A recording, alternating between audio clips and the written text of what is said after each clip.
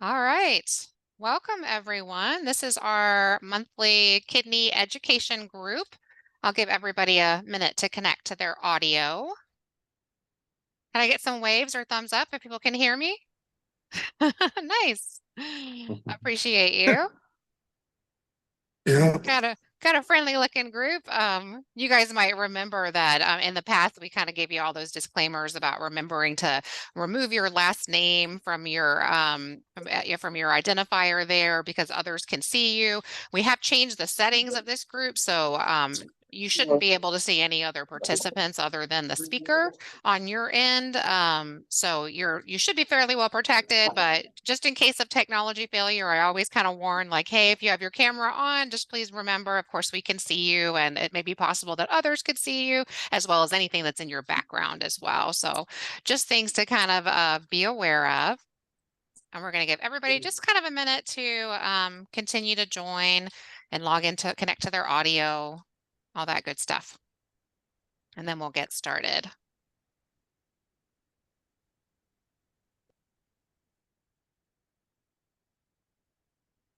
Okay, looks like our group so far, everybody's been able to connect okay. Um, I'm Jeanette Davenport, by the way. For those of you who have not met me, I'm one of the social workers with the kidney pancreas transplant team. We do have a fabulous speaker here for you today. We have Wes Horning. He is one of our post-transplant nurse coordinators. He's been with Mayo for about 5 years now. Lots of transplant experience that he comes with. So he's going to be sharing his screen here in just a minute and going over some his presentation about what to expect post-transplant. And Wes, correct me if I'm wrong, but you're pretty comfortable with people interjecting with questions as you go, correct? Oh, 100%. Yeah, that's what this is about is good communication back and forth. So if anyone has a question, just stop me and I'll do my best to answer. Yeah, and I'll monitor the chat. So if you want to just type your message into your question into the chat or a comment into the chat, I'll try to I'll monitor that for Wes so I can read those out for you. Or if you feel more comfortable, raising your hand or just unmuting yourself and asking that question, that's okay too. I did want to explain Wes is not trying to be incognito today. I know he's appearing as a black screen. I was teasing him that he's in witness protection today. Having a little bit of a technology failure on with the camera on his end. So we apologize that you can't see his smiling face, but fortunately you can hear him okay, and his presentation, you'll be able to see that on the screen. So I'm going to turn things over to Wes though and let you go ahead and start screen sharing. Perfect. Yeah, first of all, I apologize, everyone. I'm not trying to hide from you. I'm working remotely today, so there's just an issue with my video here, but hopefully we'll get some good content here for you guys in terms of the presentation, answer some questions because it is a scary process. It's can be overwhelming at times, and I feel like it can also be challenging to kind of paint a picture of expectations and what the whole process looks like. So this presentation is brief, but it's really just kind of trying to paint some broad strokes for you that might promote you guys to ask a few questions that'll help you understand the process. And just give you that 30,000 foot kind of view looking down at it so you have a little bit better idea of how things work throughout the process. So let me share my screen real quick. We'll start on the presentation. Let's see, can you guys see that? There we go. Can we see the screen? Yes. Okay, perfect. All right, so what to expect post kidney and or pancreas transplant. Fine print here, as in everything, there's always fine print, but no two transplants are identical. So first of all, kind of expect the unexpected. Flexibility throughout the process is definitely key. There's different things to be expected based off of everyone's unique situation. Sometimes, a kidney can actually be on ice for longer.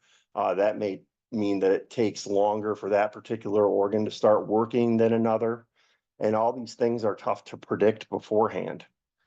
So that's just one example of how, the process may vary right from the start. Let's see here if I can.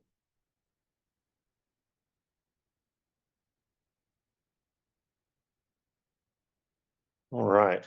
So how it starts from the very beginning, you're going to get a call, offering you the chance to be transplanted. And so it's kind of a quick process right from the start.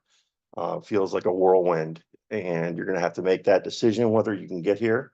And once you do get here, you're going to be given a battery of tests and labs. Right from the start, you'll be admitted to the inpatient unit where they draw all those labs and send them off and begin the whole process. You'll meet with one of the advanced practitioners, and likely one of the transplant nephrologists, and possibly even the surgeon at that point, to discuss moving forward. So if everything goes well, you'll be sent off for the surgery. Now, sometimes it doesn't. If the organ doesn't get here in time, if it does get here and the surgeons view it or take a look at it and decide that it's just not quality organ, we don't want to transplant you with that organ. Obviously, we want to give you the best opportunity for success. So there are what's called a dry run at times where you would actually come, we start the process, but unfortunately the organ's ruled out. That can happen. So that's one expectation that some people don't realize. But if it does go well, and you're transplanted, you'll be sent back to hopefully 3 South, which is our transplant unit on the inpatient side. And it starts off with a bang right off the rip. You're going to be getting frequent vital signs, frequent visits from your nurse. Usually at that point, it's every hour. They'll be coming and monitoring your urine output and actually changing how much fluids you're receiving based off of that urine output to make sure that kidney and that you are very well hydrated. Of course, during that time, you can expect a lot of visits from the transplant providers, as well as other specialties that might be specific to your unique case. Could be endocrinology, social work may come and see you, case management, all of those different specialties along the way. You'll also be getting quite a bit of inpatient education. You will see an inpatient coordinator, which is similar to my role, except I would be your outpatient coordinator. So once you're released from the hospital, you'll visit with me. You'll meet with your inpatient coordinator for a nice long teach just prior to discharge from the hospital stay. Does anyone have any questions around that inpatient hospital stay side? So this is directly after surgery, how long you can expect to be in a bed in the hospital. That's days 0 through 3 of transplant.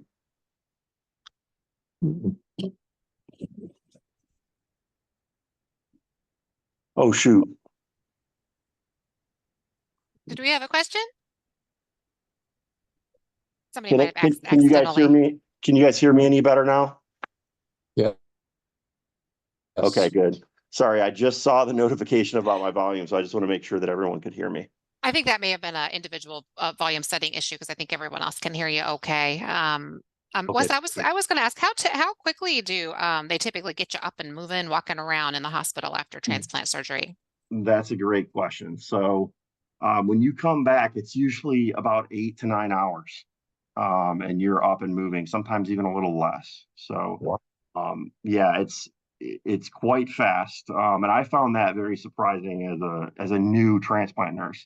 So I started off actually as a nurse on the transplant unit. So it's a very, very quick process. And a lot of people are kind of overwhelmed at that, in the beginning, but it's good to just mentally kind of prepare yourself for that. They try to get you up and moving because there's a lot of issues that can arise from laying there and not having movement. You can have issues with constipation, ileus, which is something that nobody wants. You can wind up needing like a nasogastric tube if you don't get up and moving. So we do try to push you to get up and move around, just because for the long haul, it's way better for you if we press through that. So hopefully that helps answer that question. I see a question in the chat that says, how soon does your support person need to arrive? So that's a great question. How long do we typically have to respond and get to Mayo? Honestly, I've never done the procurement side, but I do know that it's communicated to you on the phone call. I think it depends on how far the organ is being flown in from, but it's usually just a couple of hours. So it's very quick. The organ cannot sit on ice for very long. The less time on ice, the better, of course, because the longer it's on ice, the more risk that things can go wrong. Now, that's not to say that it won't work if it's been on ice. That just means that it may be slower to work. If that's the case, that's called ATN, or acute tubular necrosis, when the organ just takes a bit longer to begin functioning. Yeah, and as far as your support person or your caregiver's arrival, they like to know that that caregiver ideally should come with you when you're called for transplant, Right. or they at least need to know that they are on their way. So when you arrive, make sure that your caregiver is at least on their way. They'll want to know that and verify that prior to your surgery. Exactly, and we'll go over why they're so crucial. I think it's hard to understand how important they are until you're in this process. Those first few days, you're going to be out of it. Like, it's going to be your energy is going to be used toward getting up and doing the daily functional things. And so a lot of the education pieces of it, it's not that you're not hearing us, it's just that it's kind of like it's hard for you to retain during that time, I find, just because you're getting different medications, you've been through and the process of anesthesia and coming out of anesthesia, you're in pain.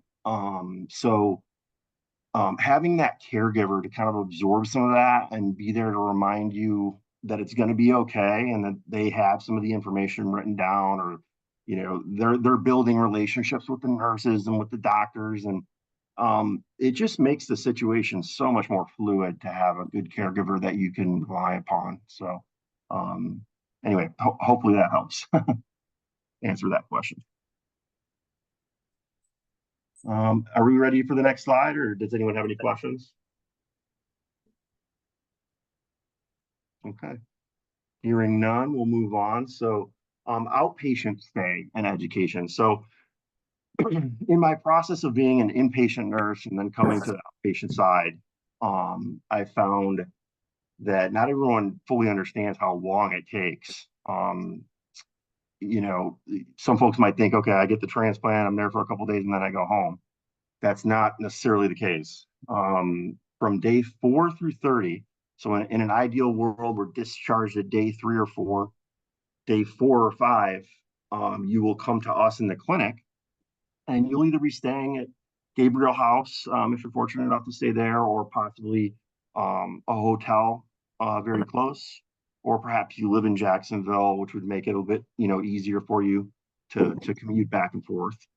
But the expectation is day 4 or 5 through 30 that you're coming to us several times a week, sometimes in some severe cases every day, in that time frame, day 4 through 30. So it is arduous, but there is a light at the end of the tunnel, and we're here to get you through it.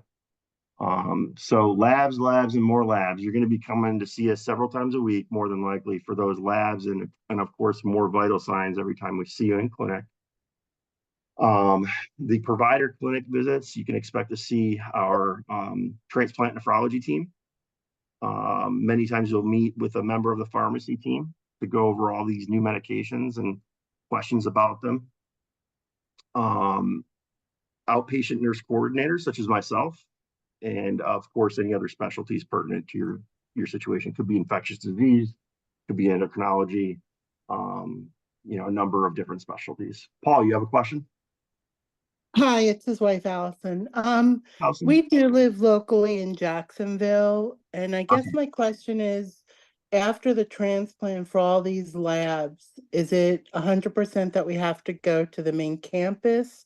Or like today, we're able to go to the location off of Gate Parkway to get labs done, which is a little closer to our house, but will we have to come to the main campus for everything? Allison, that's a great question. So during that period of day 4 through 30, the recommendation is definitely going to be main campus. Just because there's a variety of things that can happen. The doctors may want to see you on a whim.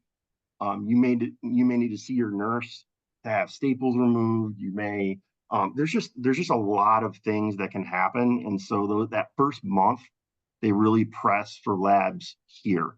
Now on the one-off, we can try to work things out, but I don't want to say like on the whole that it would be okay to get them done at the St. Augustine lab or at the Gate Parkway lab. That first month is crucial that we're here and that we're doing also in-person visits and not virtual. Now moving forward past that 30-day mark, say things are going great, you've moved to say bi-weekly or even monthly labs, St. Augustine location or Gate Parkway location, wherever, it's fine. We're very amenable to that. It's just this first month that's very kind of strict, I would say. Hopefully that answers your question. Yes, thank you. You're very welcome. Anybody else? Okay. Best way to kind of prepare mentally is to just understand that it is, it's not an overnight process. Try to keep that mindset that it's a marathon, really, not a sprint. There can be complications along the way. You might hear scary words, things like hydronephrosis, rejection, hematoma. These things happen. We have a treatment plan for just about anything you can think of under the sun when it comes to kidney transplant. But it can be scary when you're the one that's going through it, or your loved one, or the person you're caring for is going through it. So we understand that. But I like to let folks know about some of these words and some of these things that can happen, just so that if you do hear it down the line, it's not, so scary to you. We always have a care plan, and we always try to, work through it with you and speak to you about what's happening so that you and your loved ones and caregiver are in the loop. Another thing I can say about this stage is just, it's very stressful. It's easy to get short, not only with your caregiver, your loved ones, but your care team. And my best advice is just try to take a deep breath and be nice to those that are caring for you, particularly your caregiver. And also be nice to the patient you're caring for, because they've been through the ringer. It's not an easy process for anyone, but it does take a village. So having that good support system and being nice to them so they stick around is an essential part of the process. All right. Any questions before I hit the next slide? I do, but I think I should have asked it on the last slide. Oh, that's okay. You can go ahead and ask. It just occurred to me that you said that we'd be in the hospital for 4 days. And that's it? Yeah. So I know that was shocking to me as well when I first started. Typically, if in an ideal situation, from the inpatient standpoint, folks are discharged at day 3, believe it or not. Wow. So day zero is the day that surgery happens. You have day 1 and day 2 for recovery. Sometimes folks are even discharged on day 2, which is incredible. So you're literally up and walking sometimes on day 0. Because if you think about it, you get transplanted early in the morning, 8 hours later, you're still on day 0. They have you up and walking. So it's, definitely a quick process, and that surprises most folks. That's why I like to bring this stuff up. And I just try to be as honest about the process as and as clear and transparent as I can, because I want folks to be able to wrap their minds around it and understand it. And it can be scary, but we're here for you, throughout everything. So just want you to know that. Thank you. Absolutely. Before I move on, I just thought of another point when you brought up how quick that process is in that initial discharge. What you can expect to come back with, you're going to be gowned up. You will likely be in a bit of pain, but you will have pain medications, either oral or IV. And most folks report that it's pretty well managed. So don't let that scare you, but I do want to let you know about that.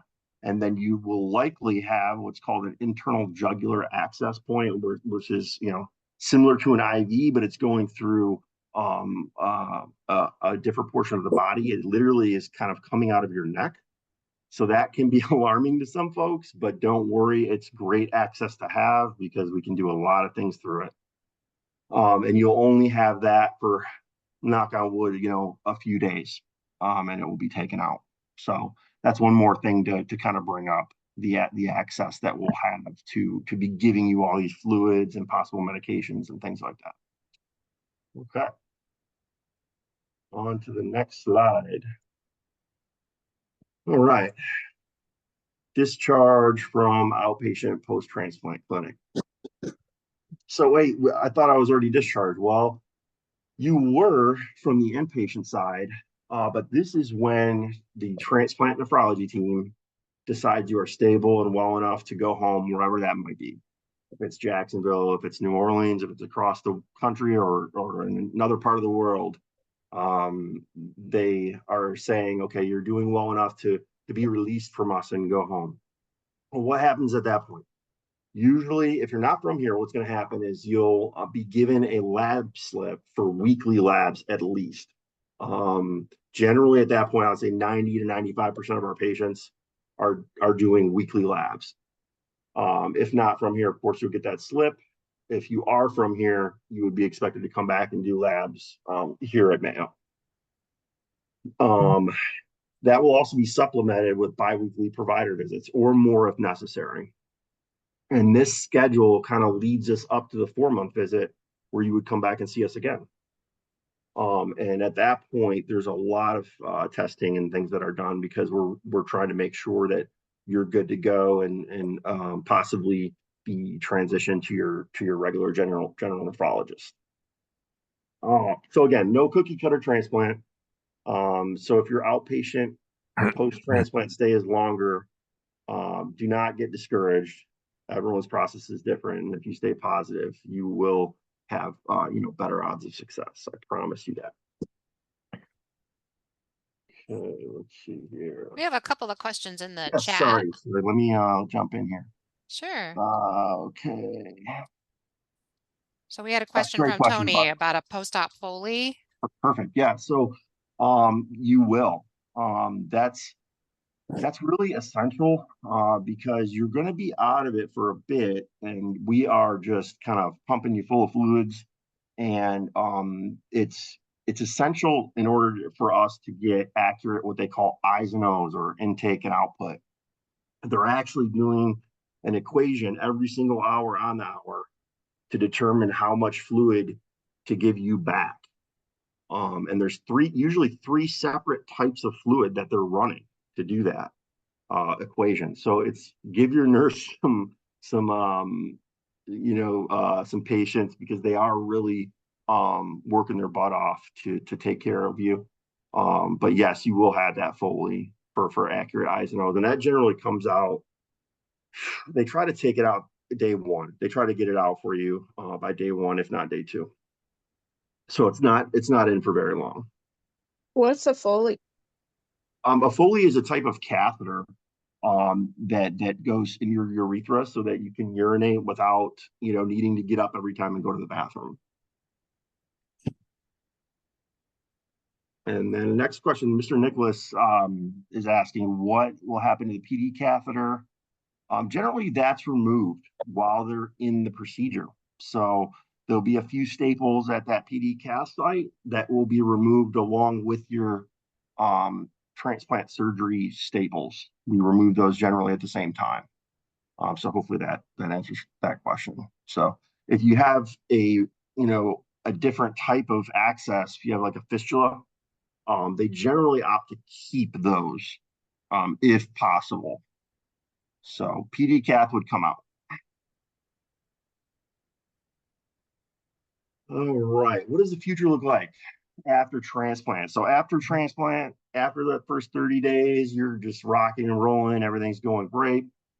You have your weekly labs, come back to us at the 4-month mark, and the doctors are like, you're A+ student, you can be released to your general nephrology team. That doesn't mean that we're kicking you out.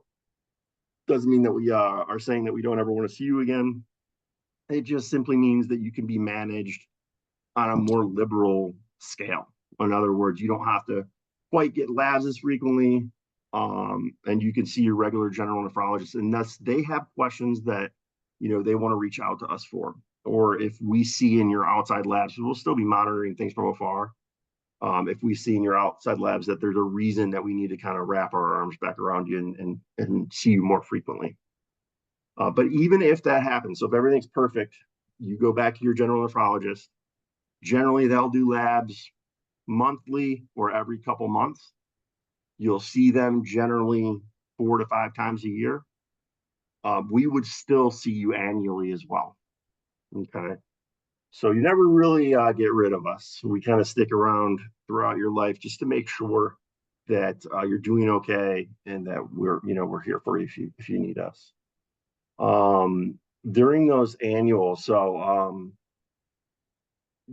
very busy schedule with the annuals. I think some folks kind of get sick of them, to be honest, but they're very important.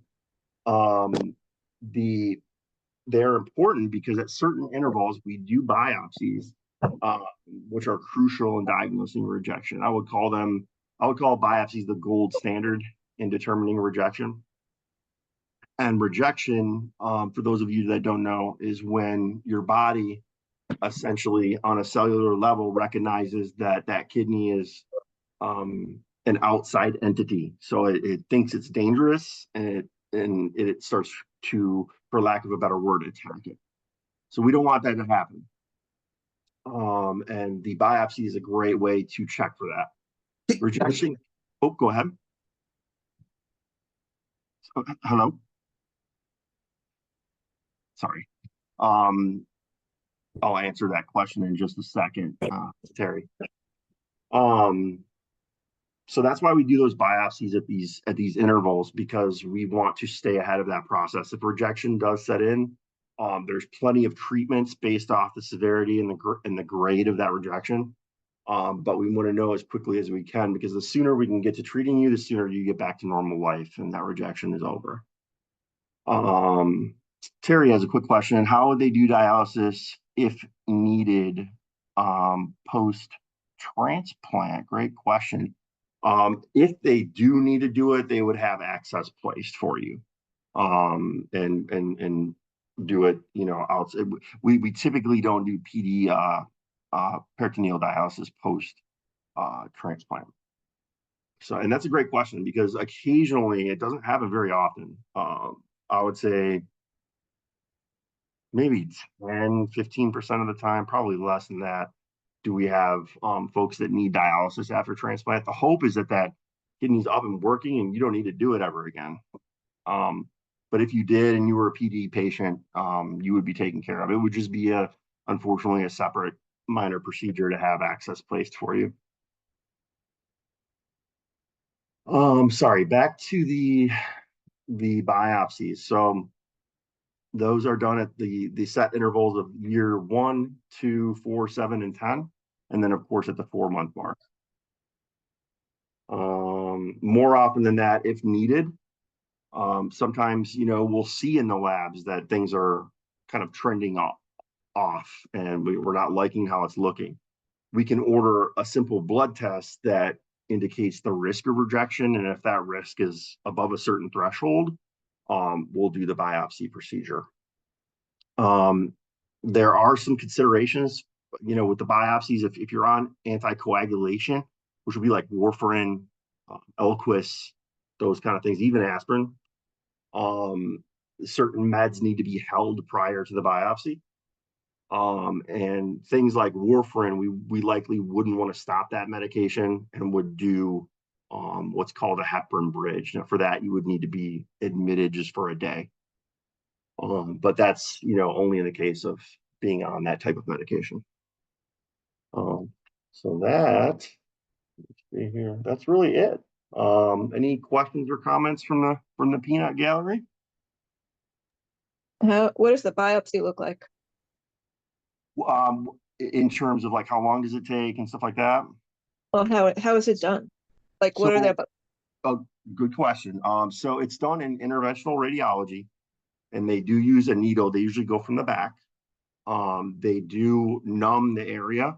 Most folks don't find it very painful, but some folks do complain that it's not the most comfortable thing in the world. But they do numb the area before they do it. And they take a small sample essentially of the actual organ. So they're able to look at the cells under a microscope. sounds like fun. Unfortunately, it's just a part of the process, and it's the best way to determine to determine if there's rejection present. CT guided biopsy, not to my knowledge. Yeah, I've heard that, Terry. Some people say that the anesthesia is the most uncomfortable part. You're not really anesthetized necessarily for this one. You're not under anesthesia, but they do use a local numbing agent. Can I just confirm? Oh, I'm sorry. Somebody else said it. That's okay. I would just like you to confirm I know we had to establish what pharmacy we're gonna use for the medication. Sure. Does Mayo, the nurses and everybody take care of, okay, we're coming in on this day, and have like a few weeks supply that we go home with, or does the pharmacy then have to first mail us the drugs for that are needed, or will we go home with enough to last a little while? That's a great question. There's so many moving parts to this, so it's hard to think of everything, but that's a great question. So on the inpatient side, typically what will happen is many of our patients get their transplant medications through Osteen's. It's a local pharmacy here, and they deliver right to the floor. And Okay. the inpatient coordinator, I mentioned that inpatient coordinator teach, that's toward the end of your inpatient stay. So say day like 3, they go over all the medications with you. And there's a big bag of meds, and they'll try to make you as comfortable as possible with them. And then you can bring them with you when you see us in clinic, because you'll have another visit with us outpatient coordinators where we can go over and answer any questions that you might have. And the inpatient coordinator sets you up with a binder that details each and every med, and you can write down the appropriate times for taking each, different things like that, so that you're comfortable with the process, because it is a lot of changes and some additional medications. So they really try to set you up for success there on the inpatient side. From what I understood, Olstein's and Mayo will take care of everything now that I've established with them. And once we get there, I don't need to contact Olstein's, you guys. Exactly. It's going to be more of Okay. once you're discharged, but I believe they set you up with at least, I think it's 30 days of meds.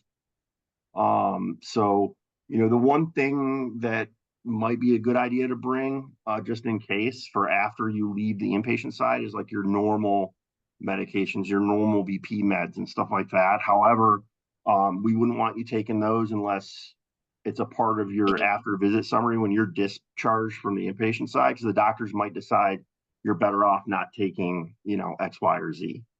But it's always good to have it just in case you need it. Okay.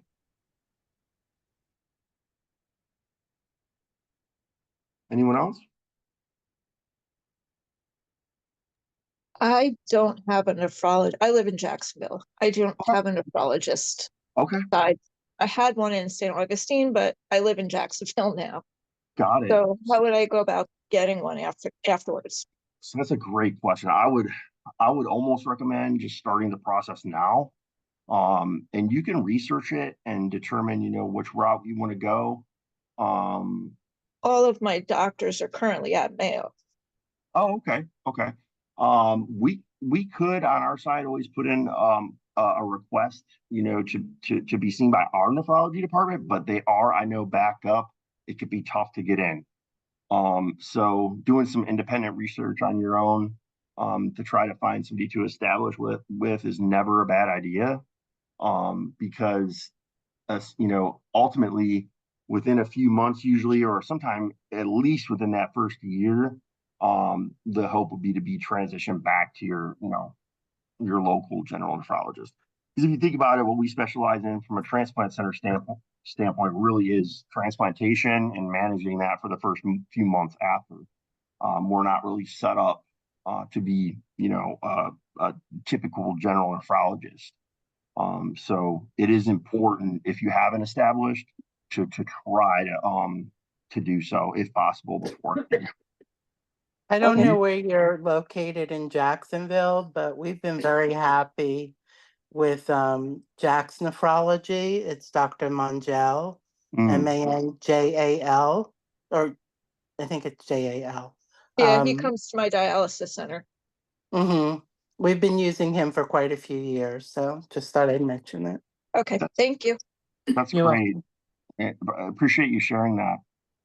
I think it's great to be able to share information and make connections, and it's healthcare is tough. And so, if you can use your peers and things like that to get some recommendations and stuff like that, I think that's wonderful.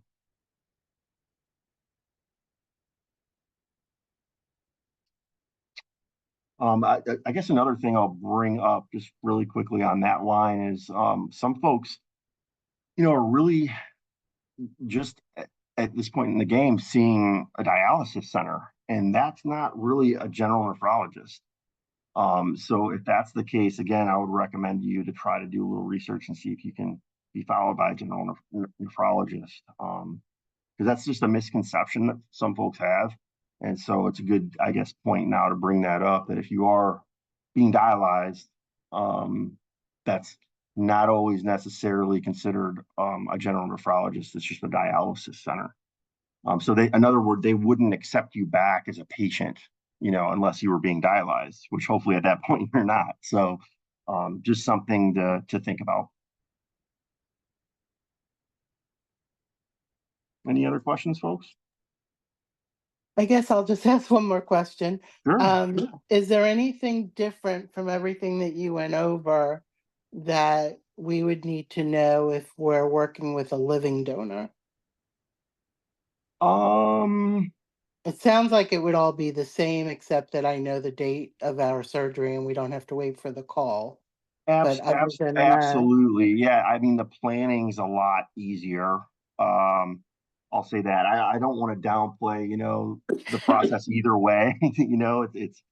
It's still difficult and challenging, but it's a little more predictable, which is always a good thing when you're talking about surgery, So I would say that about it.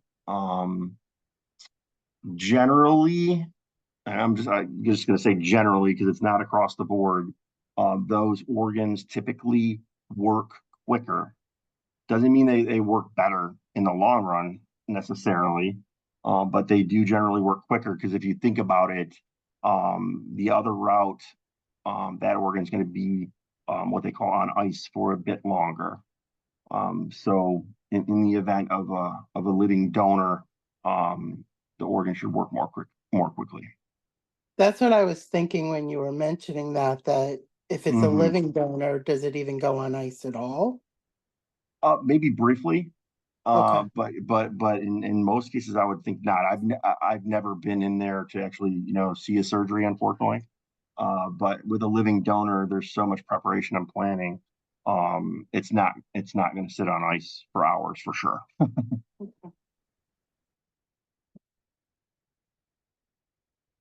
Any other questions? I saw somebody recommend Nephrology Associates. They're great as well. I've heard of each of the folks mentioned so far and don't have any bad things to say. So just FYI.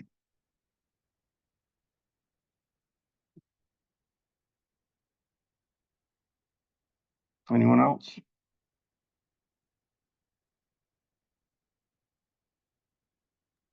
Okay, hearing none, I guess I just want to say that, you know, it can be a challenging process, but it's so worthwhile. And I appreciate every one of you for, you know, considering it and for having the guts to do it. And our whole goal, I speak for everyone, I think, here that I work with, my colleagues, that our whole goal is to get you to a point where really your lifestyle is improved and you're happier and healthier, and you know, don't have to do things like dialysis. And you know, that's the ultimate goal, is really just to better your lifestyle. And so I just want you all to know that that's, you know, that's what we stand by, and that's what we want for you. So hopefully, you know, this little presentation, I'm sorry you couldn't see me throughout. I was bummed about that, but hopefully it just cleared a few things up. And really that's all I want to do, is kind of answer some questions and prepare you guys a little bit more mentally, because it is an arduous process, and it's really tough to kind of prepare folks for it. Thank you so much, Wes. We certainly all appreciate your time and all the wealth of information today. One last call for questions. Anybody? Going once, going twice? If I have- nobody, oh, go ahead. I have one more. Sorry. Sure.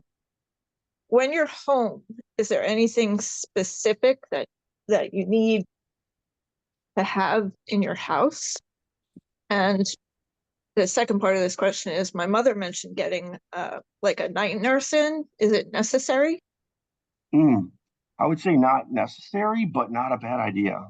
You know, but I mean, the goal too is for folks to really be independent.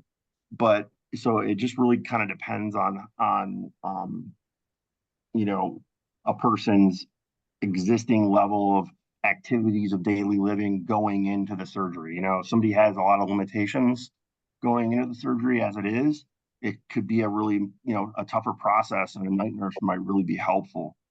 You know, but if they're fully functional, you know, within a short period of time, they should really be doing a lot of things for themselves and be up and moving around. But what to have, you know, at home, I think, to start, you know, a walker isn't a bad idea, just to help with the movement and transition, and things like that. I always recommend for folks to have, this is going to sound funny, but like a Nalgene bottle that measures intake, so you can keep a track of the exact amount of ounces you're taking in. Some folks have a really hard time with that because they were on limitations before in terms of what they can drink. So I always just say that, you know, if you can hold yourself accountable to your intake, the better off you are, because you're going to say, okay, I didn't hit my goal today. 64 to 80 ounces is the goal. That's almost 2 liters every day.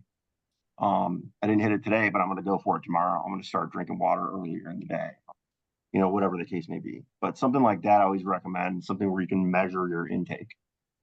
Okay. I have stairs in my house too. Is that going to be an issue? Nope. No, it shouldn't be. You should be able to take stairs fairly soon after, you know, the procedure. Within those first few days, you're likely not going to be able to, but by the time you're home, you really should be fine. Okay, thank you.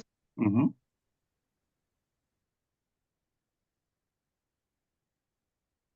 Any other questions? All right. Well, I think we'll wrap things up if there aren't any other questions. Thank you again, Wes, for your presentation today, and thank you all for joining us. You'll of course get another invitation in your patient portal next month with our when we have our next offering. All right. Thank you, everyone. Thanks, Wes. Absolutely. Thank you. Good luck to everybody, and you guys are going to do great. I know it. So we'll talk to you guys, and hopefully I'll see you soon. Thank you. You bet. Take care.